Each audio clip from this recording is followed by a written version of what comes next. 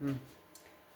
आप सभी लोगों का राम राजा कोचिंग क्लासेस में स्वागत है। हमने देखा कि संस्कृत की जो व्याकरण है उसमें सबसे पहले हमने वर्ण पढ़े। वर्ण के बाद हमने क्या क्या पढ़ा था, उसमें स्वर, व्यंजन, ठीक है, अयोगवाह इत्यादि के बारे में पढ़ा था। फिर देखा हमने कि व्यंजन क्या होते, स्वर क्या होते। फिर देखा हमने महेश्वर सूत्र। महेश्वर सूत्र कितने थे हमारे? 14 थे, ठीक है। उसके बाद हमने देखा कि जो मंगलाचरण है, मंगलाचरण कितने प्रकार के होते हैं। जो लघु सिद्धांत कौमुदी है, जो व्याकरण हम पढ़ रहे, वो लघु सिद्धांत कौमुदी ही है। किसने लिखी है? वरदराज ने। कल हमने आपको बताया था कि जब कोई भी कार्य अपन शुभ कार्य करते तो उसमें अपन अपने इष्ट देव को जरूर प्रणाम करके कोई ना काम शुरू करते, अपने बड़ों का आशीर्वाद ले करके।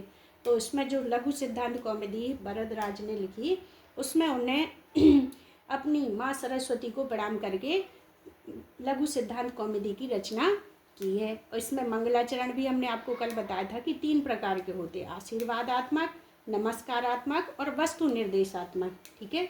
अब इसमें आता कि इत संज्ञक सूत्र पहला है हल्यंतम, हल प्लस अंत्यम, ठीक है, अंत में हो।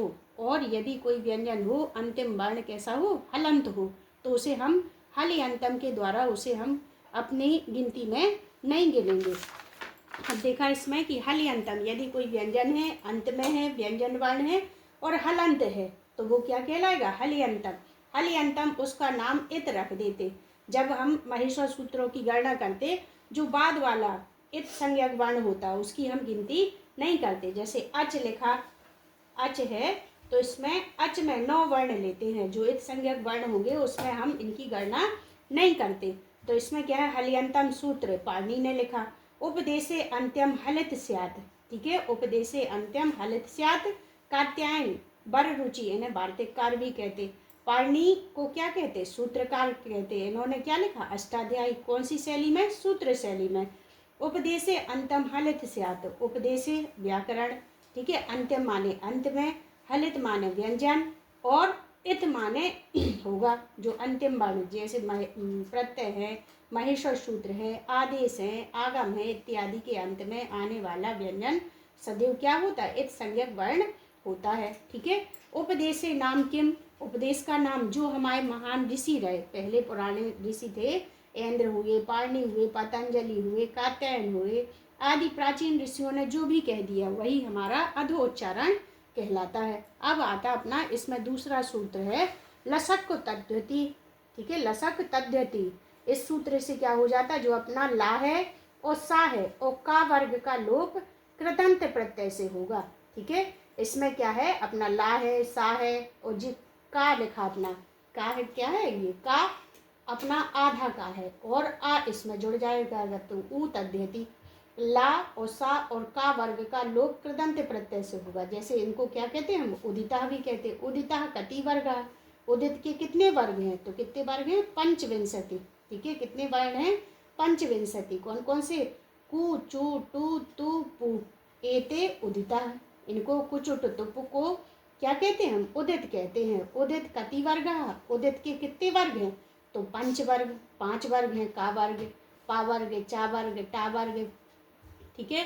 उदिता कति वर्ण, पहले वर्ण वर्ग में कितने वर्ग हैं? कितने वर्ण हैं? 5 वर्ण। पचम 25, तो इसमें कितने कुल वर्ण होंगे हमारे? 25 वर्ण, 25।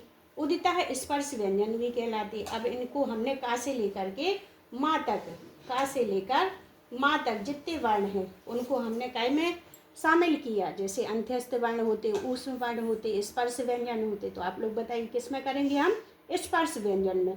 जो उदित होंगे उन्हें हम स्पर्श व्यंजन भी कहते हैं। उदिता अपर नाम किम, तो व्यंजन, व्यंजन अपर नाम किम, तो उदिता, ठीक है।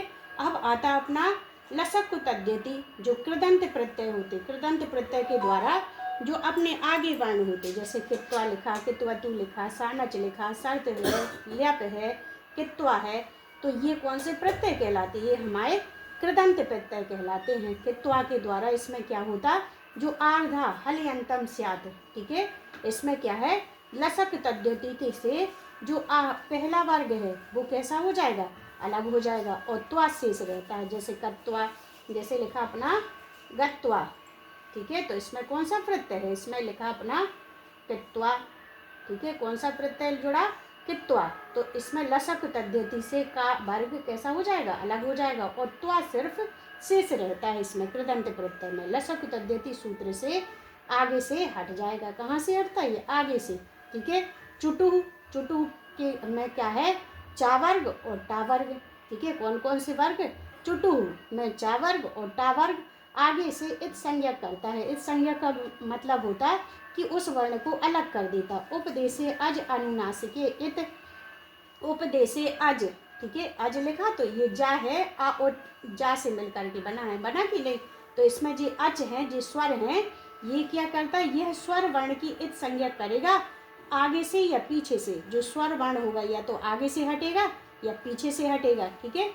तो ये जो उपदेशे अज अनुनासिके इत है, उपदेश जो स्वर है वो आगे से भी हट सकता और पीछे से भी हट सकता। अब अगला सूत्र है अपना आदिर टू डबह, ठीक है। आगे से ज्ञा टू डू की इत संज्ञा कर देता। आगे से ये यहाँ भी हटा देगा, टू वर्ग, टू को भी हटा देगा और डू वर्ग भी हटा देगा। जैसे हम देखें कि इसमें लिखा करोति मूल धातु का है। करोति में हमने अभी तक देखा कि कई लोग कह देते कि क्री धातु, इसकी मूल धातु क्री धातु नहीं है, इसमें डुक्राय धातु है। कौन सी है, डुक्राय।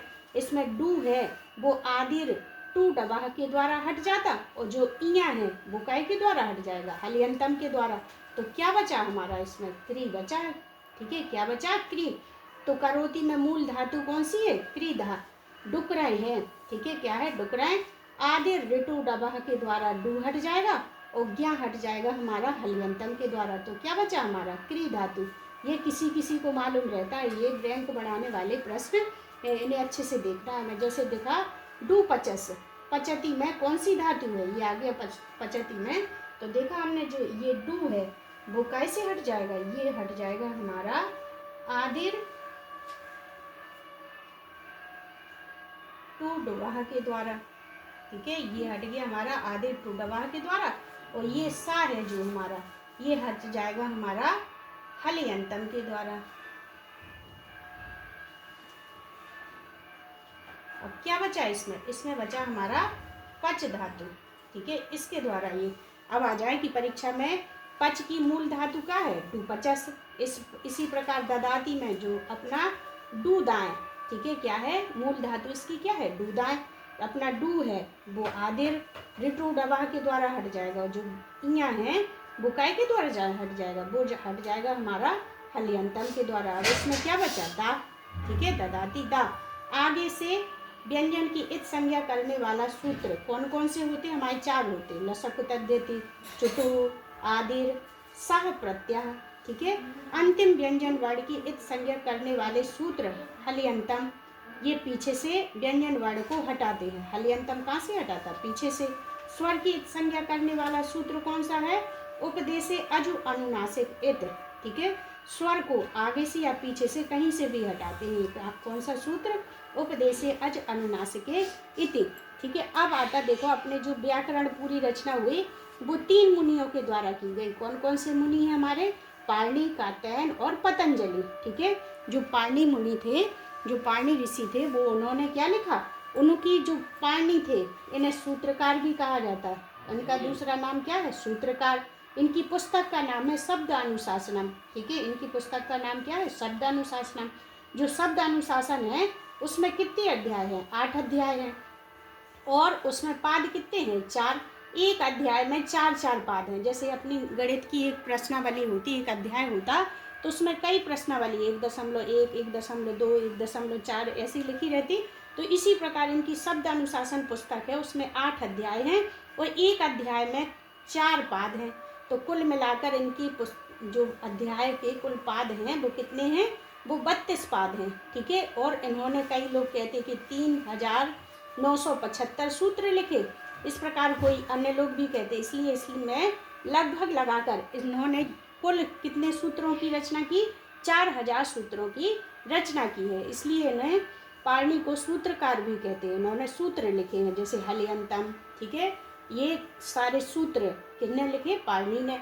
अब जो कात्यायन थे, वररुचि, ठीक है, कात्यायन का अन्य नाम क्या है? वररुचि। इन्होंने वार्तिक लिखे, जो सूत्र लिखे रहते उनकी भाषा बहुत क्लिष्ट रहती, और सूत्रों की व्याख्या करना ही वार्तिक कहलाता है। ठीक है, अब अगले आते हमारे पतंजलि। पतंजलि ने लिखा महाभाष्य।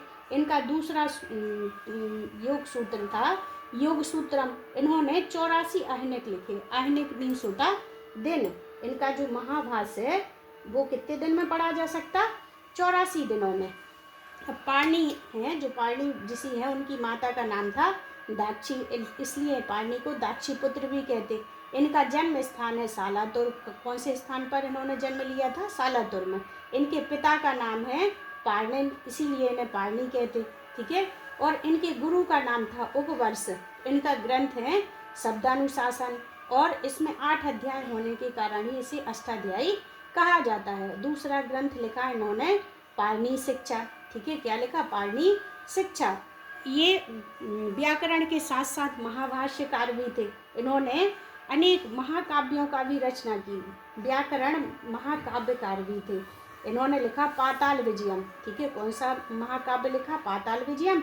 इसी को विजय महाकाव्य भी कहते। इसी को जामवंती जय के नाम से भी जाना जाता है। कहीं पे पाताल विजयम तो कहीं पर विजय महाकाव्यम, जामवंती जय, इनके ये महाकाव्य हैं। संपूर्ण अष्टाध्यायी सूत्र शैली में निबद्ध है। ठीक है, कोई पूछे कि जो अपना अष्टाध्यायी है वो कुछ शैली में लिखा गया, तो सूत्र शैली में निबद्ध है। इनका जो पाणि का प्रथम सूत्र था वो था वृद्धि रादेच, और अंतिम सूत्र था आ। ठीक है, इस प्रकार हमने पाणि के बारे में पढ़ा। अब आते हैं हमारे कात्यायन।